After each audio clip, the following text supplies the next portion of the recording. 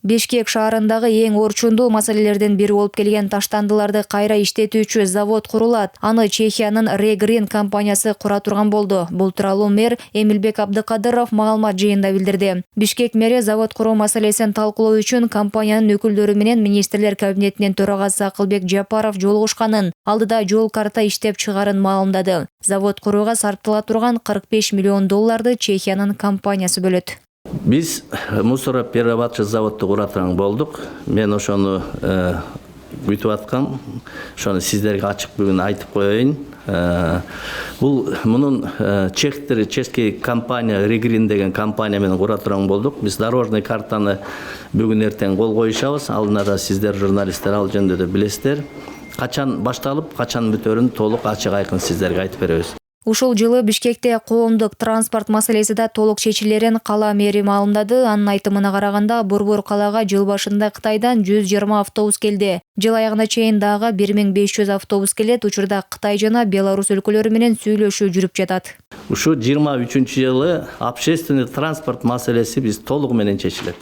Маршрутка деген биздин шаардын ичинде болбош керек. Бардыгы тең экологически таза, газ менен жүрө турган электробустар.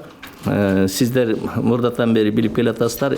Азиатский банк развития, Европейский банк развития и реконструкциядан бизде электробустарыбыз бар, газомотордуу автобустар бар. Мунун жалпы саны 500 болсо, андан тышкары биздин шаарга 1000 автобус быйыл 2023-жылда келип, Кудай буйрса ушул жылы ушу общественный транспорт маселеси, бул пробка маселеси чечилет толугу менен. Бишкек шаарынын мэри Эмилбек Абдыкадыров ыш маселеси тууралуу да айтып, ал Борбор каладагы үйлөрдү көмүр менен жылыткан 22 отказанды газга которуу чечими кабыл алганын белгиледи. Мэрия тарапта Борбор каладагы ыш көйгөйү менен күрөшүү боюнча министрлер кабинетине 23 сунуш киргизилген. Мындан сырткары калориясы аз, бирок ышы көп кара кече көмүрүн Бишкекте колдонууга чектөө киргизүү сунушталып, муну өкмөт колдоп берген.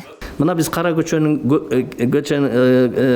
көмүрүн жаккандан бери зойноз көп, калорийнасы аз, тетисибиз түтүп атат, частный үйлөрүбүз түтүп атат, банияларыбыз түтүп атат. Биз ошондой смогко туура келип атабыз. Ошон үчүн Бишкек шаарында ушундай ограничение киргизүү. Бирок ушул биздин сунуш менен кабинет министров макулдугун берди. Ошентип түтөтүп отурганча биз ошонун разницасын биз убагында алып келелик. Жай мезгилинде Шабыркүлдүкүн алып келебиз, таза көмүрдү алып келели дагы разницасын биз бюджеттен төлөп бередилер, компенсация кылалы. Зато бизде смог маселесин бир 20-30-40%ке чейин маселе чечилип калат. Мына ушундай нерселер бар. Бишкек шаарынын мэриясы ыштан арылуу боюнча пландары туурасында мурда да кабарлаган эле. Анда Бишкектен тургундарына үйдө келерки кышта кара кеченин көмүрү менен жылытууга тыюу салуу, жаңы конуштардагы көмүр менен иштеген мончолордун ордуна 12 муниципалдык мончо куруу, автотранспорттан чыккан уулуу заттарды азайтууга чара көрүү боюнча айтылган. Жазгүл Мадинова, Урмат Мамбеталиев, 5 канал.